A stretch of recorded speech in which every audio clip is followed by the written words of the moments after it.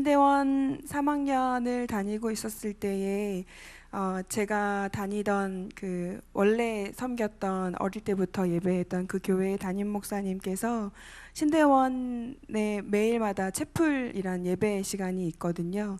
아침 오전 과목을 끝내고 11시 15분부터 밥 먹기 전까지 예배가 매일 있습니다. 참석은 좀 자유로웠지만 그 모든 학생들이 의무적으로 또한 드리기를 권하는 그런 예배의 시간이었습니다. 그때 그 채플 어느 한 채플에 제가 섬겼던 그 교회의 담임 목사님께서 하루는 말씀을 전하시러 오셨습니다. 몰랐었는데 다른 교회 사역하고 있었기 때문에 오신다는 소식을 몰랐었는데 앞에 서셔서 이렇게 말씀을 전하시는 자리에 서게 되셨습니다. 마음속으로는 무척 반가운 마음이었었는데요. 목사님께서 단위에서 이렇게 말씀을 전하기 시작하실 때 어떤 말씀을 하셨냐면 맨 앞줄에 장신대 그러니까 총장님이신 그때 당시에 총장님이셨던 김명현 총장님이 앞자리에 앉아 계셨습니다. 근데 총장님을 가리키시면서 저희 초등부 자기가 초등부 때 전도사님이셨다고 그렇게 말씀을 하시는 겁니다. 그래서 모든 학생들이 그 이야기에 굉장히 어떤 마음이었는지 행복하고 또 기쁘게 웃었었는데요. 어릴 때 친근했던 전도사님이 친학교의 총장님으로 계시고 그리고 본인은 그 자리에 말씀을 전하는 이제 목사님으로 서시는 그 과정을 함께 볼 때 너무 재미있으면서도 또 어떤 심정이실까 궁금했던 기억이 납니다.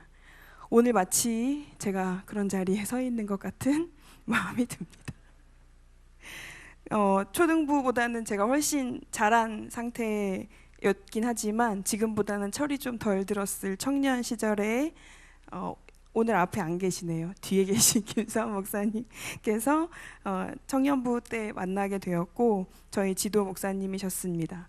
목사님께서는 예나 지금이나 변함없이 너무 따뜻하고 좋으신데 또 불구하고 이번 주 왠지 모를 긴장감이 가득 찬 한 주였던 것 같습니다. 인간적인 마음은 살짝 그랬지만 하나님의 말씀 앞에 진실함으로 서고 또 전하는 시간 될 수 있기를 함께 기도해 주셨으면 좋겠습니다. 이제 한 달 남짓 된 시간이지만 제가 만난 성지교회, 우리 성지교회는 하나님의 말씀과 또 기도와 사랑과 수고의 섬김이 이제 가득한 교회로 느껴집니다. 수요 신학 특강으로나 새벽 예배 때 뵙기도 했었지만 주님의 몸된 교회에 이 귀한 오후 찬양 예배에 말씀을 전할 수 있는 자로 서게 하신 하나님께 감사를 드립니다. 오늘 함께 읽은 본문의 말씀 고린도 후서 4장에 나타난 바울의 고백과 또 선포를 통해서 우리를 불러주신 하나님 아버지를 함께 만나고 나누며 또 도전케 하시는 일들로 함께 나아가는 귀한 시간이 되기를 소망합니다. 고린도 후서를 통해서 바울은 자신의 사도직과 사도권을 변호하고 고린도 교회의 화목을 도모하고자 했습니다. 고린도 전서에는 바울이 고린도 교회 내부에 있는 여러 가지 문제점들을 듣게 되었고 그들을 올바른 길로 인도하기 위해서 훈계하며 가르치는 내용들이 고린도 전서 전반에 나타나 있습니다. 여러 분쟁과 문제들이 있었던 고린도 교회의 성도들은 바울의 교훈을 잘 받아들였습니다. 그렇지만 그 중에 일부는 회개를 촉구한 바울에게 불만인 세력들이 나타났었고 또 사람들을 선동해서 사도 바울이 무엇이건데 우리에게 이렇게 가르침을 전파하느냐, 사도직에 대한 권위에 대한 의심을 품고 또 비난하는 세력들도 나타나게 되었었습니다. 대부분의 사람들이 이렇게 바울 서신을 통해 회개하며 돌아섰지만 일부 거짓 교사들의 바울의 가르침을 비난하면서 이 이의를 제기했던 이 상황에서 바울은 사도로서의 직분에 대한 그 문제 삼았던 부분을 설명하고 또 자신의 사도직을 변호하기 위해서 이 고린도 후서를 또 고린도 교회에게 편지합니다. 오늘 읽은 본문의 말씀은 그 흐름 가운데 있는 장입니다. 2, 3장에 걸쳐서 바울은 자신의 사도직에 대한 확고한 정체성을 밝혔는데요. 본장을 시작하면서 우리가 이 직분을 받아 1절에 이렇게 말씀을 표현하고 있습니다. 그 직분과 관련된 언급을 하고 있는 것입니다. 사도로서 부르심을 받고 복음을 전하며 교회를 세우는 자로서의 신분에 대한 언급이고요. 3장에서 이 자기의 직분을 그리스도의 새 언약의 일꾼이라고 말했습니다. 바울은 이 직분을 맡은 자로서 자신이 얼마나 크신 하나님의 은혜를 입었었는지를 나타내고 있는데요. 예수님을 알지 못했던 때에 바울은 예수님께 택함을 받았습니다. 그가 자기가 이런 삶을 살 것이라고 계획했거나 또 구체적으로 그림을 그렸거나 그렇지 않았었지만 어떤 하나님 예수 그리스도에 대해서 전혀 알지 못하고 오히려 하나님께 향한 열심이 있어서 예수님을 믿는 자들 핍박하러 다니고 또 잡으러 다녔던 그때에 하나님께서 그를 불러주시고 만나주시고 완전히 다른 사람으로 변화되어 살 수 있도록 그를 그렇게 초청하셨습니다. 뜻하지 않았던 때에 예수님께서 바울을 부르신 것이고요. 또 바울이 아직 죄인 되었을 때에 그가 어떤 회개함으로 나아간 것이 아니라 여전히 죄 가운데 있을 때에 하나님께서 은혜를 베푸셔서 그 긍휼하심으로 하나님 말씀을 전하는 자로 예수 그리스도를 전하는 자로 그렇게 복음 전파자로 세워주셨습니다. 그래서 디모데전서 1장 13절에 그가 말하는 것처럼 하나님의 전적인 자비와 긍휼과 사랑으로 회방자요 핍박자요 포행자로 살았던 그가 이제는 그리스도의 사람으로 완전히 하나님께 속한 자로 그리스도를 전하는 자로 변화받아 살게 되었습니다. 우리도 하나님의 일꾼으로 부름받은 또 직분을 받은 자들입니다. 우리의 자격이나 조건 때문에가 아니라 그분의 긍휼하심을 입어서 그 크신 사랑으로 인해서 그의 자녀가 되었고요. 그리고 주님의 몸된 교회를 섬기는 사람들로 세워졌습니다. 하나님의 크신 사랑이 아니었다면 감히 우리가 이 자리에 서 있기가 어려웠을 것입니다. 각자의 모습이 참 다르지만 그리고 각자의 고백하는 삶의 모습도 다양하지만 아버지 하나님께서 전적으로 은혜를 허락해 주셔서 사도 바울을 주님의 사람으로 말씀을 전하는 그 이방인의 사도로 부르신 것처럼 우리에게도 그 사랑을 허락하시고 몸된 교회 안에 속할 수 있도록 주님의 자녀가 될 수 있도록 그렇게 우리 한 명 한 명을 주님께서 불러주셨습니다. 우리 불러주신 이 삶의 고백에 정말 하나님께서 긍휼하심을 주셔서 우리가 이렇게 살고 있다 고백하고 있는지 한 번 더 되돌아보기를 소망합니다. 바울은 자기의 직분 맡았음을 그리고 이것이 누구로부터 인했음을 너무나 정확하게 인식했고 또 고백하며 살았습니다. 1절 말씀을 함께 읽어보겠습니다. 4장 1절입니다. 그러므로 우리가 이 직분을 받아 긍휼하심을 입은 대로 낙심하지 아니하고. 바울이 이렇게 전도자로 설 수 있었던 것 온전히 살아계신 하나님 아버지의 긍휼하심으로 인함임을 고백하고 있고요. 그리고 본인이 여러 환난과 어려움과 아픔을 겪었지만 낙심하지 않는 그 이유도 하나님께서 부족한 나를 부족한 사람을 택하여 주셔서 이 자리에 세워주셨기 때문임을 고백하고 있는 것입니다. 자기의 위치 자기가 어떠한 일을 감당하고 있느냐, 내가 어떠한 모습으로 어떠한 포지션에 어떠한 사람들의 많은 인정을 받으며 있느냐, 그것 중요하게 생각한 것이 아니라 자기의 이 사도로서의 부르심의 직분이 누구로부터 왔는지에 대한 명확한 고백이 그 안에 있는 것입니다.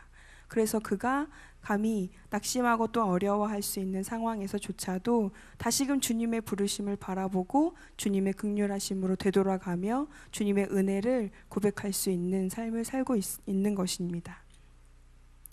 그래서 디모데전서 1장 16절에서 바울은 이렇게 고백합니다. 바울에 대한 주의 오래 참으심이 그를 사도로 만들게 한 것이라고 말씀하고 있는데요.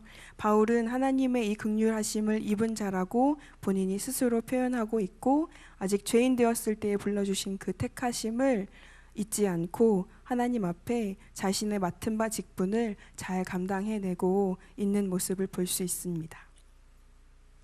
긍휼에 힘입은 바울의 사역은 1절, 2절부터 같이 그 자세에 대해서 나오는데요. 첫 번째는 아까 말씀드렸듯이 1절 말씀에서처럼 그가 어떤 상황에서도 낙심하지 않는다는 것입니다. 그리고 2절에 나타났듯이 그는 부끄러움의 일들, 어떤 수치가 될 만한 일들을 버렸습니다. 그리고 은밀한 술수를 쓰지 않고 속임을 부리지 않고 오직 진리만 나타내어서 언제나 하나님과 사람들 앞에서 거리낌 없는 행실을 지니고자 그렇게 하나님의 사역에 부르심 받은 자로서 그러한 모습을 가지고 살아가고 있는 것입니다. 마지막 세 번째는 5절과 6절에서 보듯이 사도 바울은 자기의 유익을 구하거나 스스로를 내세워서 자랑하지 않습니다. 오직 하나님께서 비춰주신 진리의 빛에 따라서 철저히 예수 그리스도만 전하고 성도들의 유익을 위해서 살아가고자 그렇게 자기는 살고 있다 당당하고 또 힘있게 말씀을 통해 선포하고 있습니다. 긍휼하심을 입었음을 바로 깨닫고 알고 있는 바울의 고백은 7절에서도 이어지는데요. 우리 7절 말씀 함께 읽도록 하겠습니다. 우리가 이 보배를 질그릇에 가졌으니 이는 심히 큰 능력은 하나님께 있고 우리에게 있지 아니함을 알게 하려 함이라. 자기의 연약함을 너무 잘 알고 있는 사람이지요. 하나님 앞에서의 자기 자신의 모습을 잘 알고 또 고백하고 깨닫고 있는 사람입니다. 자기의 연약함을 깨지기 쉬운 질그릇에 비유하고 있습니다. 그리고 하나님의 영광을 아는 빛, 즉 예수 그리스도 그리고 그분을 전함에 있어서 그 복음을 보배에 비유하고 있습니다. 자신을 부르신 때에 완전히 놀랍고 새로운 삶으로 그리스도께 헌신하게 하는 그 바울은 자기 자신이 얼마나 연약한 존재인지 알고 깨닫고 있었습니다. 보배와 질그릇은 어울리는 상대가 아니지요. 보배라는 것은 말 그대로 아주 귀하고 소중한 물건입니다. 아주 귀하고 소중한 물건은 정말 그렇게 잘 보관하고 담을 수 있는 좋은 상자, 좋은 그릇에 그렇게 담겨져 있어야 됩니다. 그렇지만 이 아름다운 보배, 누구도 흉내낼 수 없는 그리스도의 빛, 하나님의 빛, 그리고 예수 그리스도 그분 자체를 담을 수 없는 연약하고 깨지기 쉽고 너무나 흔하게 구할 수 있는 질그릇과 같은 자기 자신에게 담아주셨다고 고백하고 있습니다. 그리고 예수 그리스도 그분 자체를 자기에게 담아주셔서 그 하나님을 위해 일하는 것, 자기로서는 할 수 없지만 담아주신 복음의 빛을 통해서 일할 수 있다. 바울이 이렇게 고백하고 있습니다.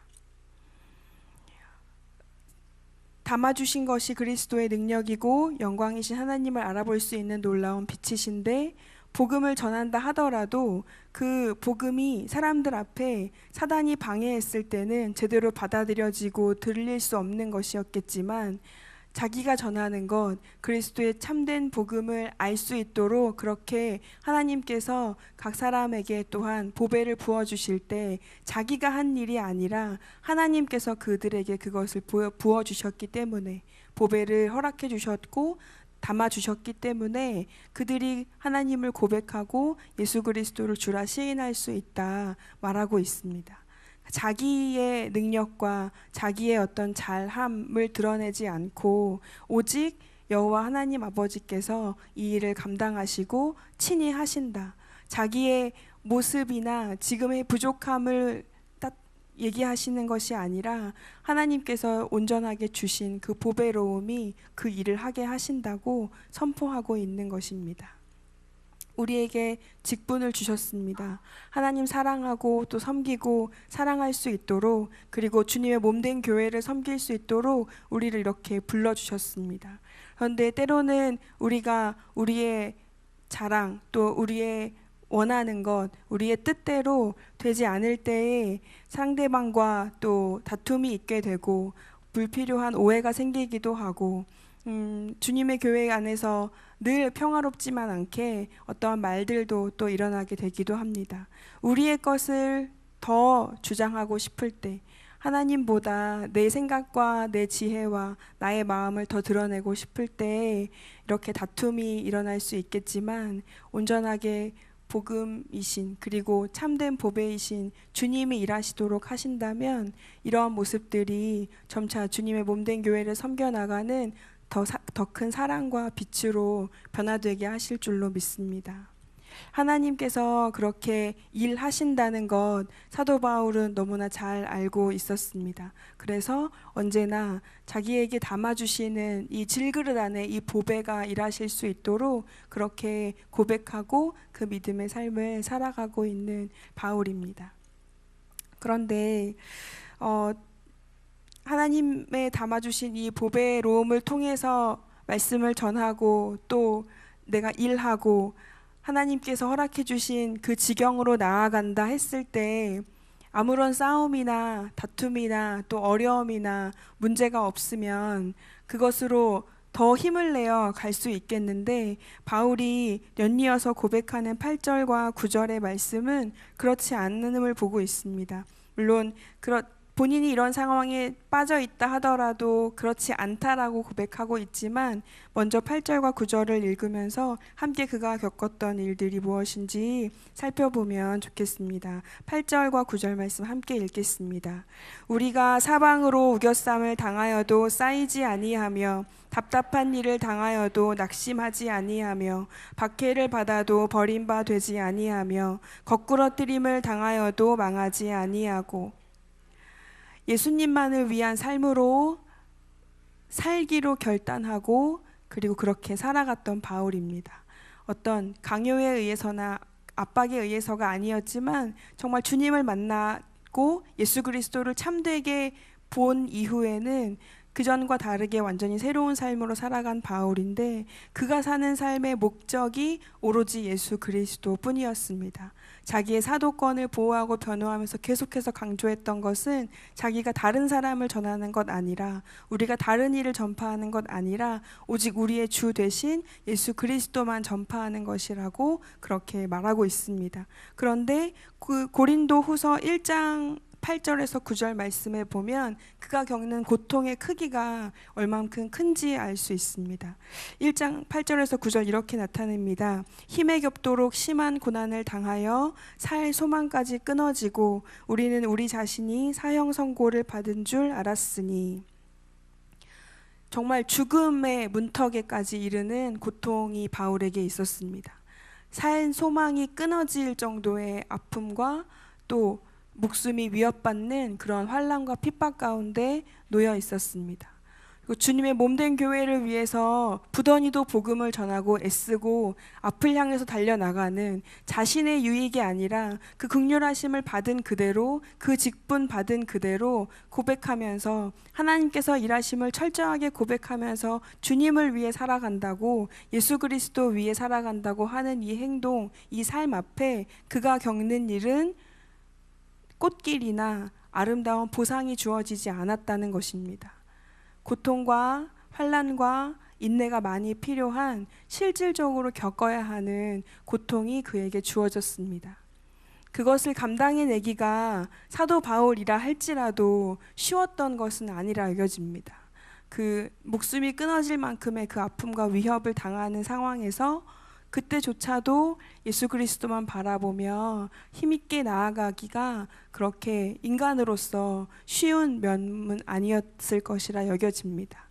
우리가 겪어내는 삶의 모습은 바울이 당하는 그 고통의 크기만큼은 아니라 할지라도, 특별히 주를 위해 섬기고 주를 위해 행하고 주를 위해 나아간다라고 고백하는 그 여러 가지의 일들 안에서조차도 정말 하나님만 위하면 모든 것이 다 아름답게 결과가 맺어지고 열매 맺어지고 우리 모두가 다 다툼이나 싸움 없이, 그리고 자기 자신이 비난받는 일 없이, 어떤 누군가에 의해서 싫은 소리를 들음 없이 그렇게 항상 하나님께 인정받고 또 좋은 이야기들을 들으면서 그렇게 평안 가운데 나가면 좋겠지만, 우리의 싸움이 그렇게 만만치 않다는 것입니다. 예수 그리스도께서 우리를 위해 사랑하시고 우리를 위해 죽으셨고 또 바울에게 이렇게 주님 사랑으로 인해서 직분을 허락해 주셨던 것처럼 우리도 이렇게 불러주셔서 주님을 사랑할 수 있도록, 그리고 주님의 말씀대로 살아가고자 노력하려는 그런 마음의 도전, 그리고 그런 마음의 삶, 우리의 그런 생활의 태도의 변화를 갖고자 부단히도 애쓰는 우리의 삶에 싸움이 없는 것이 아닙니다. 고통이 없지 않았습니다. 그래서 계속 넘어지거나 좌절하거나 낙심하게 될 만한 상황들이 우리에게 많이 주어진다는 것입니다. 우겨쌈을 당한다는 이 표현을 원문으로 볼 때에 즙을 짜기 위해서 포도를 짓누른다는 뜻을 지니고 있다고 합니다. 고통과 환난이 사방에서 압박하는 상태가 되어서 바로 이 우겨쌈을 당하는 것 같은 고통에 처하게 되는 것.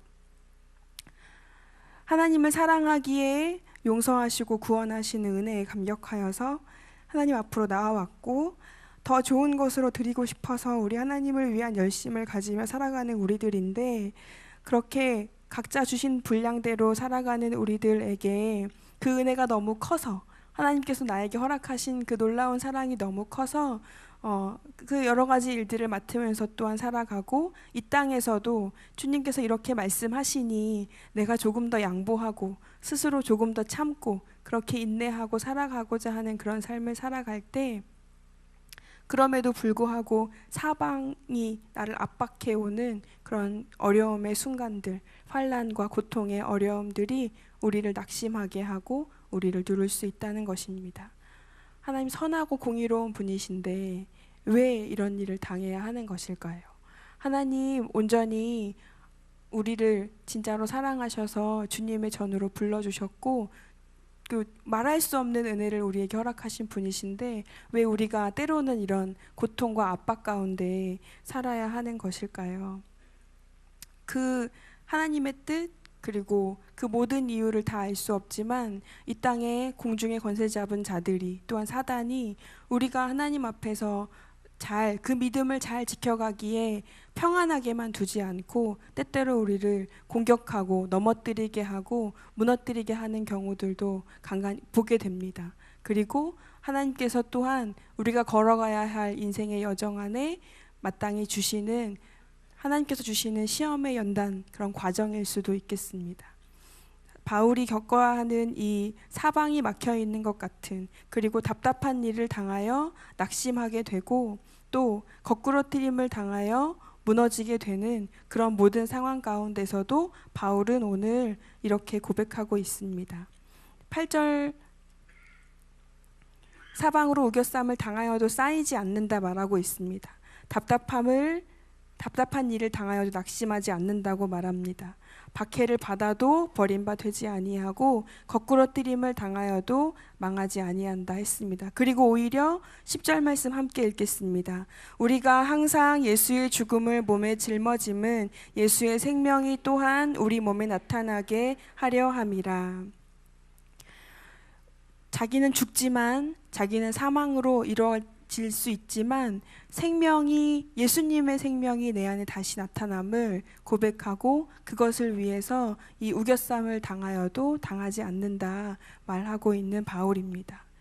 왜 이런 고통과 환난이 우리에게 멈추지 않고 끊이지 않는지, 그 모든 이유, 하나님의 뜻이나 하나님의 섭리를 다 이해하기 어렵지만 바울이 이 말씀을 통해서 우리에게 도전하고 있는 것은, 그런 일이 있다 할지라도, 그러한 일이 우리에게 주어진다 할지라도 보배 되신 예수 그리스도, 질그릇인 나에게 담아주신 그 예수 그리스도, 그분이 있기에 이 소망의 일을 감당한다라고 말하고 있는 것입니다.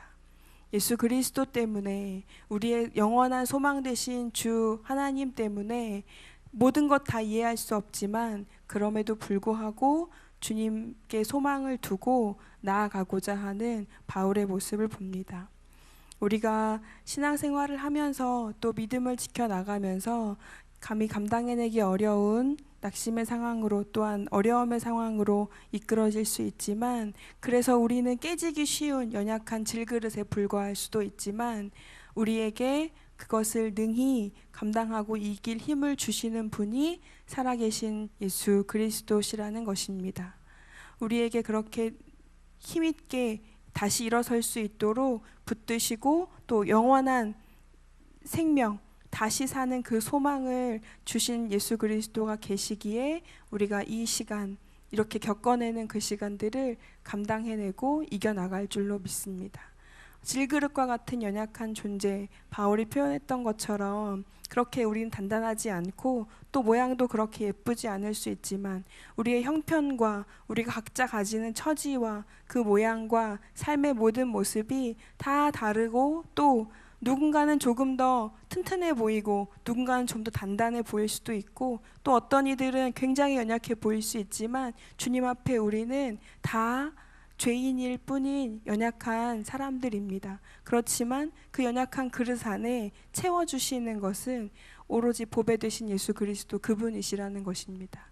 우리 안에 그것이 담길 때 우리가 힘있게 다시금 일어날 수 있을 것이라 믿습니다. 주님께서 그렇게 우리를 놓지 않으시고 버리지 않으시고 어려움 가운데 그냥 두어두시지 않고 다시 이겨낼 소망을 주시는 분이시기에 그래서 다시금 우리가 하나님 앞에 나아갈 수 있으리라 여겨지고요. 또 우리가 믿음의 삶으로 이렇게 고백하며 나아갈 때 사단이 우리를 거꾸러뜨리고 넘어뜨리고 하고 싶어 할지라도 이 훈련들을 잘 해나갈 때에 우리가 주님의 보배로움을 담은 조금 더 주님의 사람으로 단단해지는 그런 그릇으로 주님께서 그렇게 우리를 붙드시고 이끌어 가시리라 믿습니다. 네. 그리고 우리 11절, 12절 그 이후의 말씀들을 보면 자신이 연약하여 깨지기 쉬운 질그릇 같은 존재라고 바울이 이야기하고 있지만 보배와 같은 예수 그리스도의 영광의 그 복음의 능력으로 인해서 극심한 환난 가운데서도 바울은 고린도 성도들에게 그 예수 그리스도 생명의 풍성함을 누리게 하였다고 밝히고 있습니다. 그러면서 또한 자신도 모든 고난을 극복하고 승리하여서 끝내는 고린도 성도들과 더불어 그리스도 앞에 서게 될 것이라는 소망에 대해서 바울이 말하고 있습니다. 11절 말씀을 함께 읽도록 하겠습니다. 11절입니다. 우리 살아있는 자가 항상 예수를 위하여 죽음에 넘겨짐은 예수의 생명이 또한 우리 죽을 육체에 나타나게 하려 함이라. 12절도 읽겠습니다. 그런즉 사망은 우리 안에서 역사하고 생명은 너희 안에서 역사하느니라. 바울은 죽어감을 이야기합니다. 자기의 생명이 끊어짐, 그리고 자기는 예수님 때문에 모든 주님을 위해 그리고 다른 성도들을 위해 죽는다고 표현하지만 본인이 죽었을 때, 본인의 사망이 이뤘을 때 그 바울이 위해서 죽었던 그들, 고린도 교회 성도들, 그리고 복음을 전하고자 애썼던 그 모든 만나는 이들에게는 무엇이 전해진다고 이야기하고 있냐면 생명이 너희 안에 있다 말씀합니다. 우리가 사실 내가 죽고 다른 사람이 살게 하는 그 삶을 살아낸다는 것은 결코 쉬운 일이 아닙니다. 주께서 우리에게 말씀하시지만 이것을 실천으로 옮겨낸다는 것은 결코 쉽지 않습니다. 내 것을 위해서 살아가는 세상이고 또 남의 것보다 내가 더 중요한 삶을 살기를 더 바라는 우리 인간의 본성이 있기 때문입니다.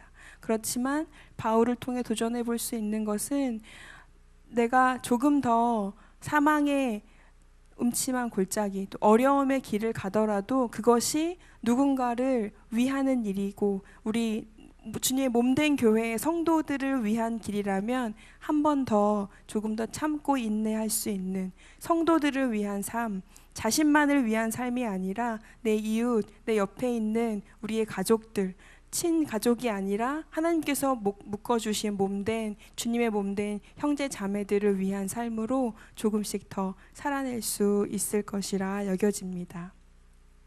이 모든 것이 그들을 위한 것이라 바울이 이야기합니다.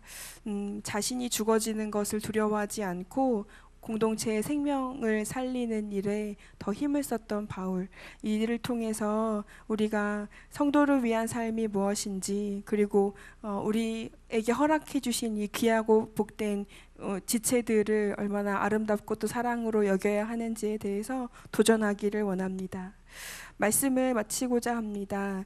우리 바울처럼 긍휼하심을 입은 자임을 인식하고 또 그 고백을 잊지 않는 저희가 되기를 원합니다. 그리고 우리는 질그릇이지만 부족하고 연약한 그 깨어진 모습이 있는 우리들이지만 그 안에 보배를 담아주시는 분도 하나님이시고 그 담겨진 보배 역시 주님이시라는 것입니다. 예수 그리스도가 우리 안에 담겨져 있을 때 우리의 약함이 회복되고 주님께서 강하게 이끄시며 주께서 원하시는 삶으로 우리를 초청하시고 인도하실 줄로 믿습니다.